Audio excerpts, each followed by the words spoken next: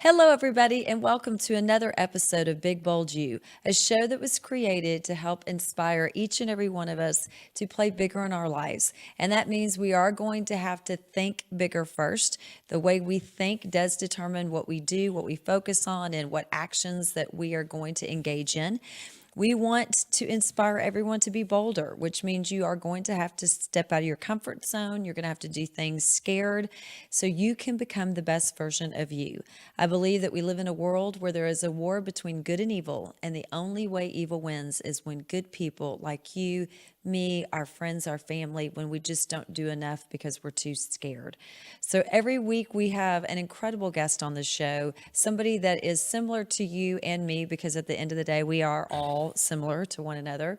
When they share their ups, their downs, their obstacles, their good, the bad, the ugly, and really just is authentic and shares from their heart who they are and what they're all about.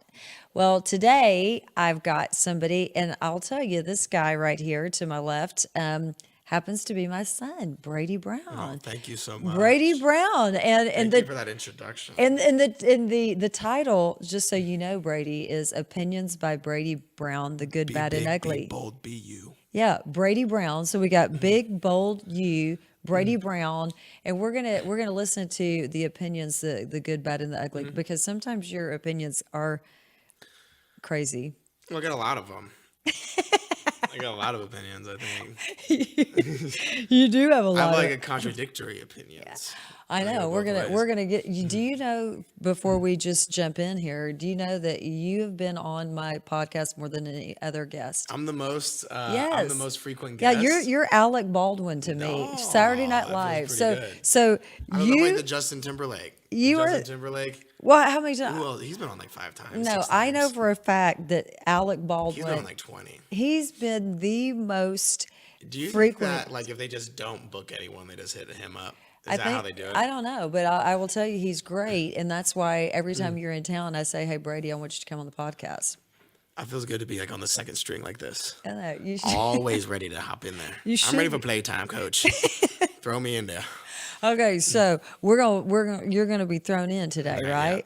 All Yeah, right. I don't even know what we're talking about. We were supposed to talk about the impeachment, but I don't follow politics anymore. Well, this is so- here's the thing is I consider you a millennial. And I said, I don't have a lot of millennials on the show. In fact, I really don't have any millennials on the show. And I love to hear what the millennials, people your age, are thinking. And so then what'd you say when I told you that? I said I don't feel like I identify as a millennial. I don't like being put into any particular box. I know, but what You are some of the opinions of I a don't know. millennial I don't that know. you I don't don't have agree them. with? I don't have any. I don't know, like an opinion of a millennial. I'm trying to think of like What's like a a good typical like typical millennial. Typical Opinion. millennial opinion. I don't know. It's not even like opinion. It's just like behavior and like how they interact with others. It's just like I still believe in like a good amount of eye contact. I'm gonna look right at the audience right now as I say this. Still believe in eye contact and talking with people directly. And Well, you're really good at that, Brady. yeah, well, and it's just like I'll get texted while I'm in the same room, and that's not even a joke. It's like I like people like to make the joke that like, oh, like why would you just text someone in the same room as that? But that really does happen. I know, but do know. you do that? No, I don't. Like I just don't believe it. Well, I don't believe I'm a horrible texter. I don't text. I don't really message. Why? do you- Anybody who knows me knows that I don't. If you text me, I'm not responding. I know, but You gotta call me. I know. I like a phone call. It's more personal. Yeah, but if so, what we're saying right now, I can't. Because that's opinion number one. I prefer phone calls to a text. Okay, so but we gotta test it. So here's the Should we just call test. someone? No, here's the test. Well, we can call somebody, but here's the test. Number one, we're gonna start calling you, and you're gonna reply and respond quicker. Is that what you're saying to us? Yeah, if you call me. Okay, because Yeah, I'm gonna if tell you you text right me, now, I'm not gonna. yeah, you're not That's a what I'm very. saying. I'm not a good texter. But what I I want, just forget about them. I know, but here's what I want to know. I want to know from the millennials. So your friends Yeah. will text one another in the same room. Yeah, for sure. Uh-huh. For sure. Definitely. I'm ashamed of it. I'm trying to change them. But Try to help them. But it's weird. Like it's really bizarre. Well, it's just because it's like, it's like, I don't know why. It's like you almost got something to hide. Like, isn't that kind of weird? One thing is like, I feel like some people, this isn't me because I don't do this, but I feel like a reason that some people may be texting when they're not like, but as opposed to like talking to the whole room is that it's like secretive. so it's like a side conversation. Yeah, it's like a going on. side combo. It's But like a side combo, but I've there's done like that but before. no, but then there's like 8, 9 side combos going all day. To where it's like, yeah, that's another thing. Where it's like even in the texts, right? It's like I look and it's like, I don't know, maybe just people don't hit me up as much, but it's like people just got their phones are blowing up, getting all these texts. I don't get texts because I don't respond to them. But it's like, how can you carry out a conversation with like 20 separate people, like sincerely? It's like you're responding. That's a good point, Well, you're Brady. responding to like one sentence at a time. Yeah, You that's know a what good I mean? point. It's not really like a conversation, is I know, it? but It's just like you're asking each other questions, and it's like a game or something almost. it kind of is like a game. Yeah, it's like you're playing a little social game. It's like a text social Text game. It's a text game. That's for boring people. Text the game for boring people. But okay, well, I want to get into your stand up. Oh yeah, I haven't done that in a while. I know, I but haven't done stand up in a while. It was a traumatic experience, honestly. okay, well, I want you to share with done a couple- everybody a because couple. I feel like you've got major great content Mm-hmm. and you've got the ability for some major stand up. And I want to know what was the traumatic experience? What How was it long like? ago? How long ago Okay, has it yeah, I'll tell been? you. I'll give the whole rundown. It was like, so I was like a senior, my summer after senior year, just like right before I went into college. So 2014. No, 2016. Oh, yeah, 2016. 2016. So we're talking 3 years. Yeah, and I invite my friends with me. I invite like my group of 3 friends to come check me out. And, and it's almost like if you're like a funny person, I think you just take for granted like your silliness and how it's just kind of like, because I guess I didn't realize it's almost like I'm just kind of like playing off of like what other people are doing, to where it's like you're trying to be funny for that person, you know what I mean? So it's a little different. But like I went up on stage with like no material planned. Didn't I? I told you that no wasn't jo- a good idea. No jokes. I Like, told you that wasn't a I good went up there idea. with no jokes. I went up to do the joke set with no jokes. I just was gonna go talk, and I was like, I'm gonna figure it out while I'm there. And it was like a tough crowd. We get there early, and it's like I guess, dude, there was a couple people who went up just bombing so hard. And I mean, it's like if people And weren't they even, were prepared, weren't they? and they were prepared. Like they had jokes ready, and they were bombing. They were doing so bad. And then in the crowd wasn't nice either. Most of the time, right? I like seeing somebody bomb, and people are just like, they'll give you like a sympathy laugh. Like you're not even Right. getting that. People go, ugh. I'm like, oh my god, what was that joke? Oh my god. And I'm just sitting there, and I'm just thinking, oh my god, like these guys are piranhas. I'm gonna eat you up. I'm gonna eat you up. So anyway, I go. So no, finally somebody goes up there. They're like, it's like almost like baseball. They like tell you who's like in the lineup. They're like, Brady Brown is up to bat. He's in the cage. And then, but coming up right now is this guy. I can't remember who it was, but it was like this. It was this comedian, and I could totally tell he'd have some sets before. Like he's like a professional comedian. He kills it. He kills it. He's the only one who kills all night. Like, and I have to admit, I don't want to laugh. I'm laughing. And I was like, oh my god, he's pretty funny. He's pretty funny, and I got to go after him. It's like having like Eminem rap before you, like in a rap battle or something like that. Like he's choking. So I get up there like no jokes. I'm like I'm not choking, but I'm just like just talking. I'm not saying anything. There's no jokes. There's no punchlines. It's not getting around anywhere. And then I can't even remember what the joke was, but I get heckled. And I start getting heckled. And one of the dudes just goes, shut up. And he just goes, shut up. And I'm just you shut up. You know, I don't know what to say. And it's just like, that was, and then like, you know, they give you like the flashlight. The guy's like, hold on, you gotta like experience it for yourself. They're like, this guy's like in the back. He's like, get out. He's wrapping you up. He's wrapping you. So I have to get off. And like my biggest laugh was some dude telling me to shut up. Like it wasn't even me. It wasn't even me telling the joke.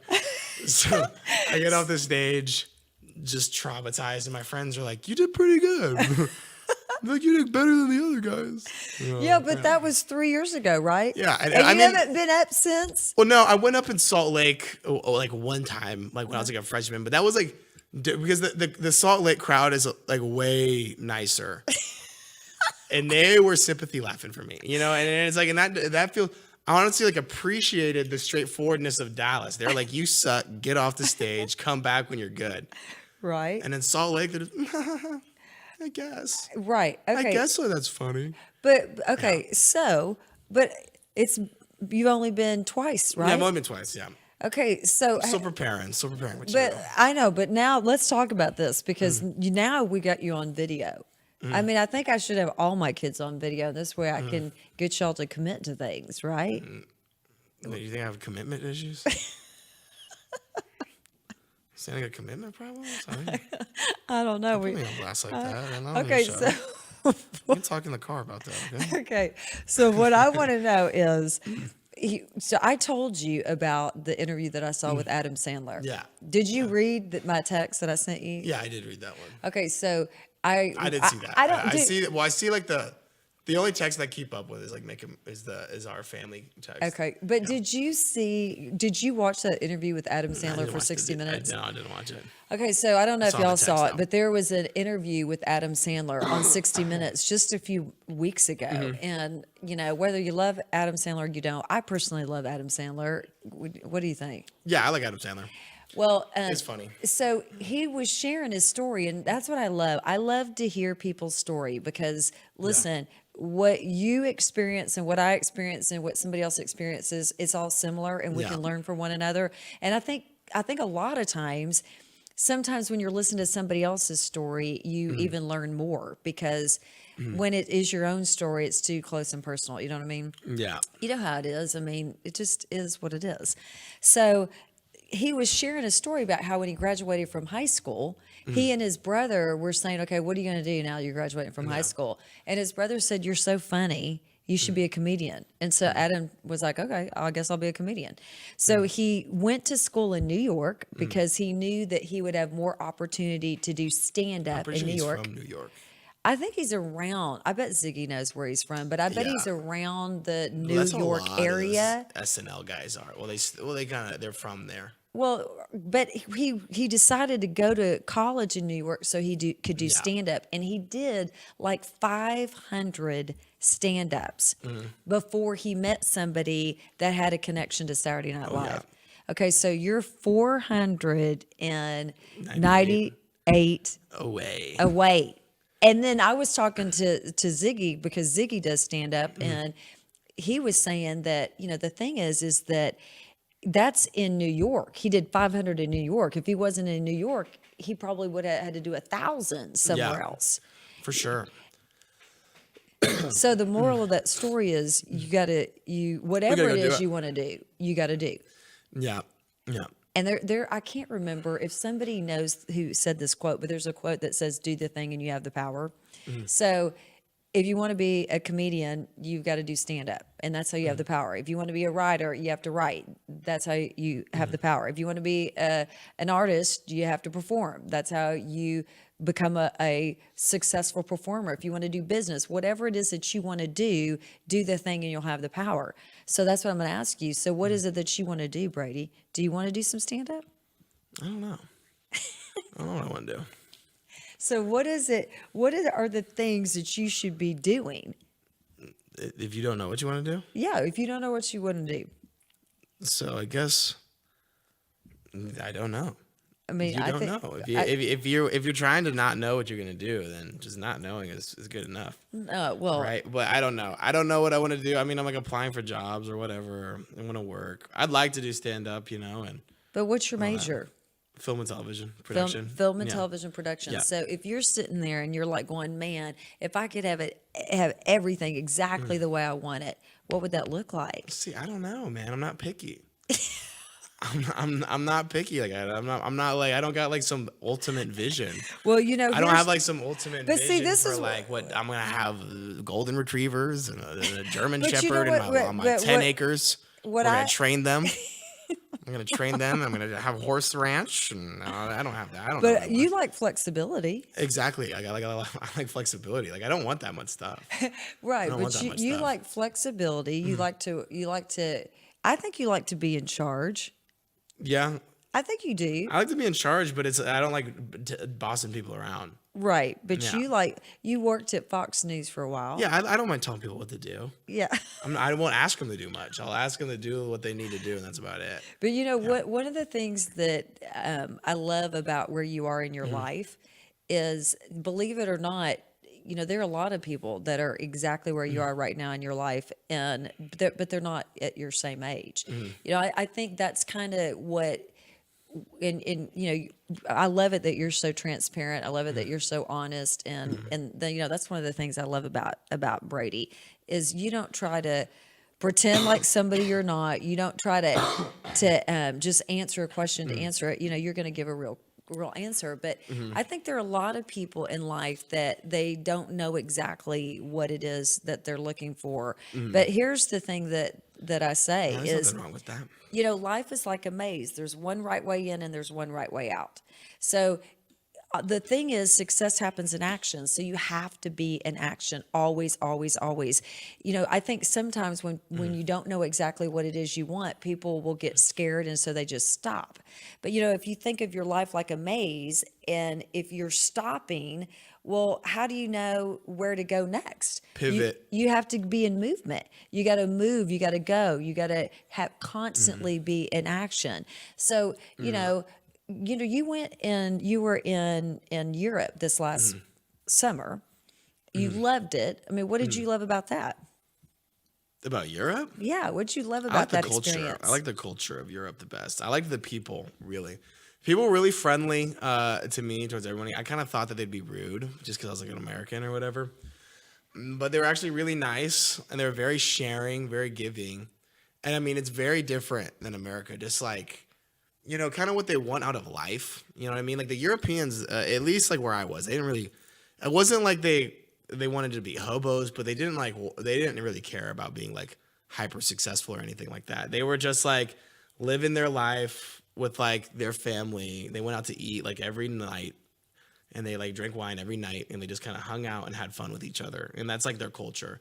But also on the flip side of that, like you go to Italy from America and you took so many things for granted, just like how nice everything is in America, like wide streets, big cars, AC, standard.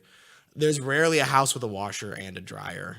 You know what I mean? It's like I'd have Italian friends and we had a dryer, they had a washer. So they'd just be like, come over, wash your clothes, and then we'll go to your house and we'll dry our clothes. And it was like there was like a camaraderie about it, just because like people didn't have a lot of stuff, so people were better friends, I guess.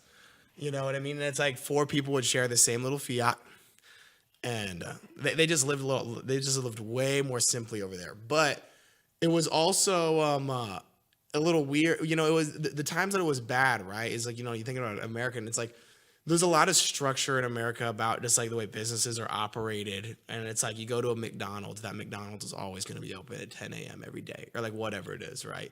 You go to like the gas station, the 24-hour gas station, it's open 24 hours. Like you never have to guess, you know what I mean? And they'll never turn you away. It's like you go to Italy, I swear to God, there's like this restaurant called like the Inferno Chicken, the Infernal Chicken. Everyone's talking about how it's like, oh, this is the best restaurant in town. This is the best restaurant in town.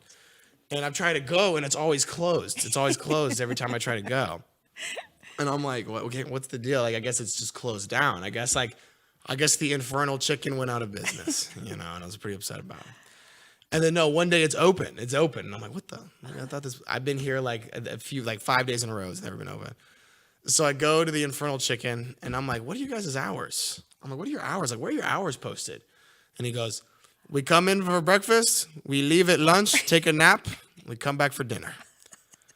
And I was like, yeah, like what hours are those though? And he's just like, we wake up, we cook breakfast, we leave for lunch, we take a nap, we come back for dinner.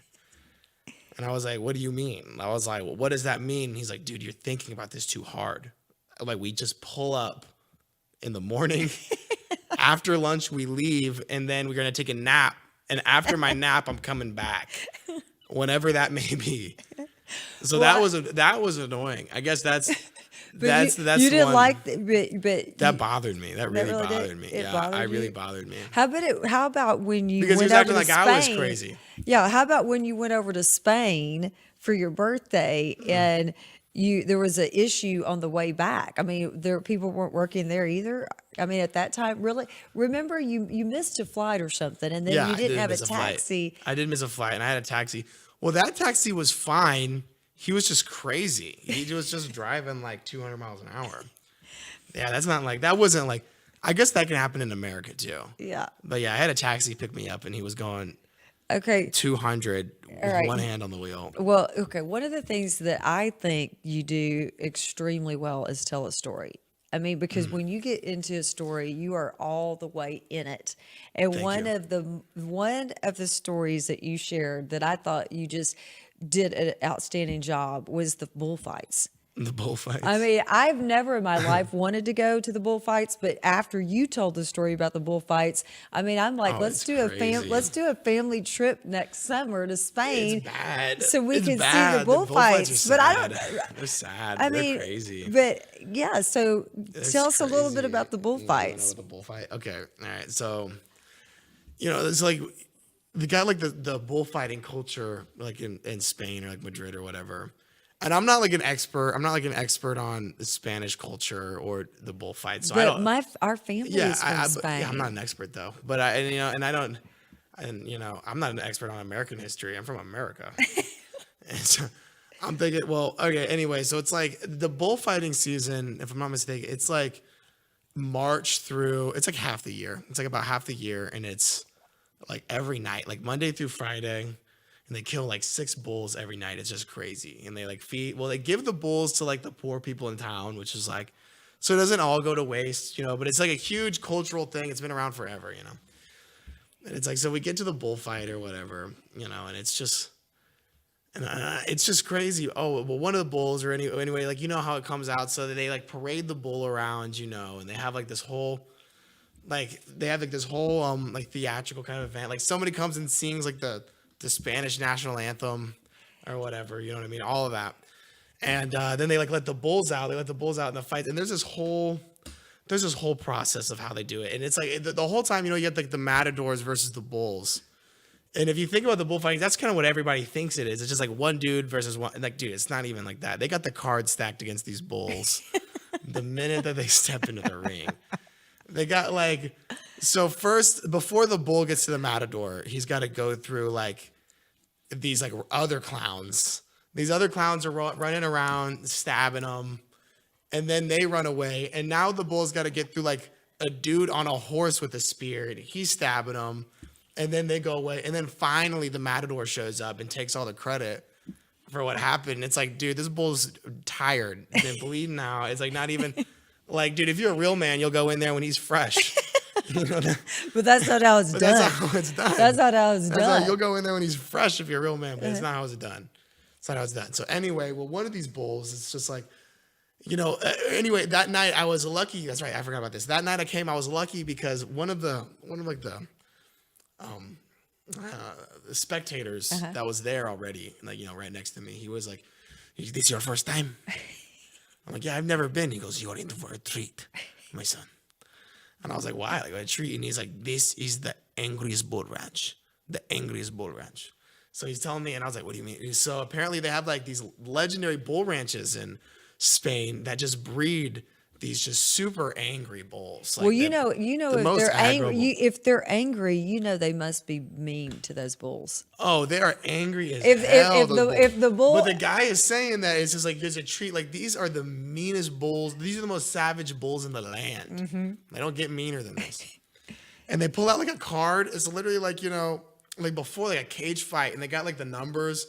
It's like they got this bull. His name is Encarnacion. It's 1,500 pounds. You know what I mean? Its birthday is this. It'll have its Uh-huh. birthday. It has all the stats for this guy. Has all the stats for this guy. Anyway, one of these bulls comes out and he's just like super angry. He's just head down, charging people. You know, he's getting stabbed pretty good. Like he's getting cut. Like he can't help it. I mean, he was doomed. But he was anyway. But he was doomed. But anyway, we get to the part where there's like this horse, right? And they got these horses wear these blinders, right? Because they wear these blinders and this armor. So what the goal is for the guys on the horse is they lure the bull in to close to the horse. The bull sees the horse standing there and he's all pissed off. So he goes and tries to ram the horse. And when he rams the horse, the guy on the horse stabs the bull. Right. Right. So he just tricked his ass, tricked him up. So anyway, he comes and these bulls have this armor on. They got these blinders because like if it saw this bull charging at him, like it's gonna get out the way. Like it's not gonna just stay there and take that punishment. Yeah. So they just got him like the horse is getting smacked in the side. It doesn't know what's going on. And then one of these bulls, but anyway, the goal is you want to get the bull pretty close to the horse before it charges, or else it's gonna it's gonna hurt the horse. Mm-hmm. You try to get it within literally like how close me and you are. It's like how close the bull is when it starts charging. Right. But anyway, one of these bulls is like he's a savage, dude. He is way smarter than everyone's giving him credit for, and he is like halfway across the ring. I mean, like 50 yards away, and he's just like he's not like all the other guys are waving blankets, like dancing, is trying to get him to like charge him, and he's like not interested. He's laser He's like, focused. you guys have been stabbing me all day. He's laser focused. He's laser focused on this horse, like 40 yards away. Like, and everyone in the ring knows that this is not right, you know. And they go, oh my God, no. Everybody's like, oh, no way. And they don't believe it. They don't believe what they're seeing. And the bull's like, in the cartoons, that's real. They actually do that. So the bull's like looking, kicking up dirt or whatever. Yeah. Everyone's like, get the ball, like get him, like save the guy. The bull starts charging like 40 yards away, and everyone is just, oh my God, oh no, and then of course the horse is just standing there. None the wiser doesn't even know what's about to happen. Dude, the bull, I mean, full speed, stabs the horse, kills the horse. Dude goes flying off of the horse. He's like doing a cartwheel through the air. Everybody's like, oh, yeah. Everybody's like cheering because it's just like so crazy. No one's ever seen it. Horse is dead. And then everyone's telling me where it's like, if a bull fights hard enough, right, then it gets spared. They'll spare a bull. And I didn't know that, right? So it's like, here's like an interesting fun. It's like any Lamborghini is like named after like a spared fighting bull. Oh, really? Yeah. So it's like the Lamborghini, like Aventador or whatever. That's named after Aventador. A bull named Aventador who they spared. Oh, wow. I did not know that. Yeah, so that's pretty interesting. But anyway, so I'm thinking like, bro, they're sparing this guy. He just killed a horse. He just almost killed a man. Like he is smart. Bro, no, they wasted him too. They wasted him too. They wasted that poor bull. He fought his heart out, man. He fought hard. But another thing that's kind of crazy about it, it's like the final thing I'll say, is by the time the matador goes in for like the kill, right, like stabs the bull behind the neck with like his sword or whatever. Mm-hmm. And it was like pretty cool because it's like everybody, like even that bull, right, it was like they go the thing that you're supposed to do is that like when the bull the matador lines up, he lines up for the kill, the bull's all tired, and everyone starts going like shh, shh, shh, shh. They like hush the whole stadium, like, and everyone is completely quiet for that final run. But the bull that killed the horse, that was a savage, had like so much he had respect from the crowd that people were still cheering during the kill shot, kind of trying to like to distract the matador or whatever, right? Oh, okay, I gotcha. People were like, "This bull, like you gotta let this guy go, right? You gotta let him go." But they didn't. They didn't let him go. They didn't let him go. See, I told you he does a really great job at telling a story. So, I mean, I don't know. We're going to talk to Ziggy afterwards, but I think when you're doing stand up, maybe with telling the stories, Yeah, I could do that. I don't know. But just like a train. I don't know. We'll figure it out. We'll figure it out. It's just working through material. Now the one thing that I think is super cool that you do or that you did when you were at Spain is you went to the soccer. You went to Yeah. yeah. So No, that was cool too. tell us about that because I really do think that we need to do a family trip to Spain Yeah, Spain is because beautiful. my mom's Duarte. So we've got Duarte. that Duarte. We got that Spanish blood That's in where us. they're from. I'm Yes. quarter Spanish. Mm-hmm. Everyone just thinks I'm white. I'm not. You're not. I'm not white. You're I not. tell people I'm not. But anyway, I was like, but no, yeah, Madrid's really, at least Madrid. That's all. That's the only place I went. Spain is really pretty, very beautiful. Sorry about that. I know you But, got like, you, I got you like a picked up a cough, cold. dude. You Yeah, picked up a cold since somebody you've got been me here. sick. But like,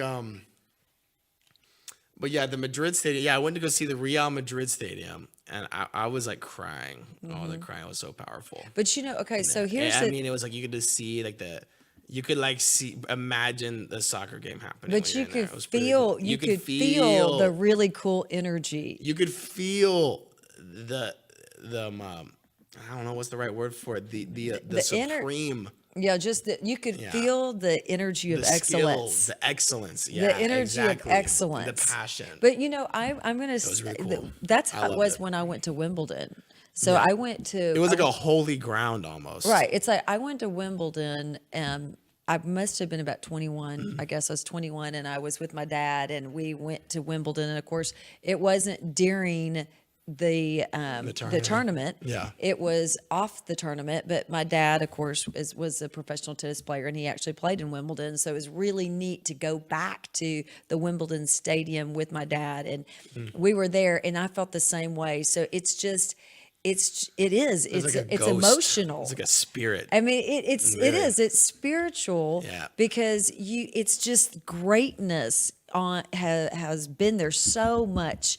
And Exactly. I don't know if you think about this, and I don't know if you think about this too, but I think about this. I think about anytime I watch I love athletes. I mean athletics. I love the you name it. I mean, I like it. And when you look at an athlete or you look at a team and whether it's the Super Bowl or it's a soccer tournament, the World Cup or whatever it is, and you see these people, I just think of the years that they put into that moment. I mean, even, you're talking about the soccer. I mean, I will think about the years. When did these people start playing? How many hours have they been playing? How many ups and downs have they gone through? How many obstacles? It's just like, it's all of it. That's why that Madrid stadium I felt like was so cool because they had those, in the pic they have like tours of they're like of the stadium and they have like the locker room and like the greatest players wall. And it's really cool just to get to see where like a lot of the great soccer players, especially, it's just like they came from nothing. You know what I mean? It's just like that's what I thought was more emotional about it. It's just like some people had like the greatest days of their life on that field or whatever, and it was like they started off just like kicking like balls of trash with bare feet like on gravel, and then they got to there. So it was like. So that's why it was just like thinking about like the difference from like where they probably started. Right. Yeah, that was really powerful, I thought. I know, but the thing is, the message, the cool message, I think, is you could feel that energy. Oh, for sure. You could feel the energy of For sure. excellence. It was like going to a church for real. It was like going to it was like a spiritual ground, like for real. Well, haven't you ever had that It's crazy. experience, especially like when you're hanging out with me, your mom, haven't you ever had that experience where when you're just around somebody that is just a really wonderful, awesome, great person, you feel that great energy? I mean, it wasn't the same. Yeah, no, it wasn't the same. Nowhere near. I don't think I feel like a sense of greatness being around you, but I love you. But I'm saying, I know, but You're you're not like used to me. Ronaldo to me. I'm not. I know you're used to me. Yeah, I'm used to it. No But point. what I'm saying, have you ever met never been like, someone? wow. No. Have you ever met someone? Oh my gosh, So I'm so obviously, I lucky. know you're not. I'm saying, have you ever met someone and you talk to them and it's just No, nobody. You haven't? No, I've never like nerded or fanboyed out over anybody. well, I'm not I remember talking I about ran into nerding or fanboy. I remember Julianne Hough Uh-huh. came in and rented a car for me at Enterprise, and I didn't even know. I was like, "Are you Julianne Hough?" She was like, "Yes, like keep it low key." Like, "Were you in Dirty Dancing?" She's like, "No, Footloose."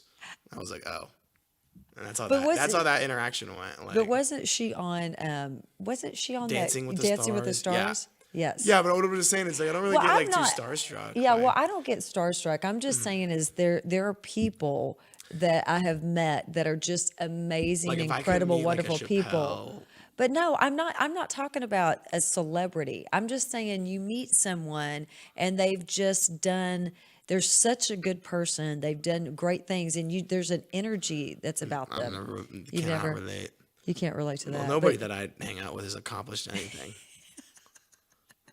I mean, like wait, 20. that's a whole other There's a conversation we whole could have other- in the yeah, car ride home. yeah. They've never accomplished anything. They graduated college. Like, Yeah. oh wow. Oh, well, so I'm now, so lucky to be in the presence of a college graduate with a degree in nursing. hey, listen, I'm not don't, hating. I mean, I'm yeah, literally don't not hate hating at all. But I anybody. mean, that's just like I don't think you're not great Oh, Brady. yet.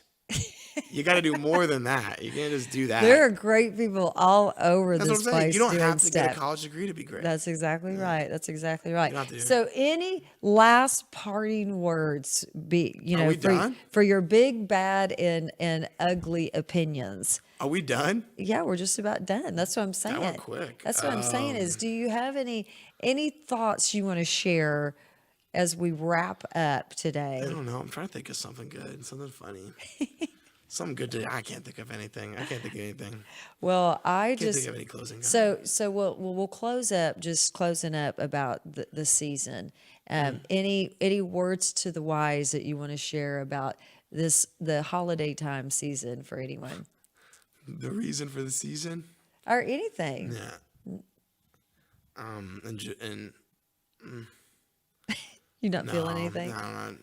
nothing too powerful. Yeah, Nothing nothing. too powerful. Stuff you've probably heard before.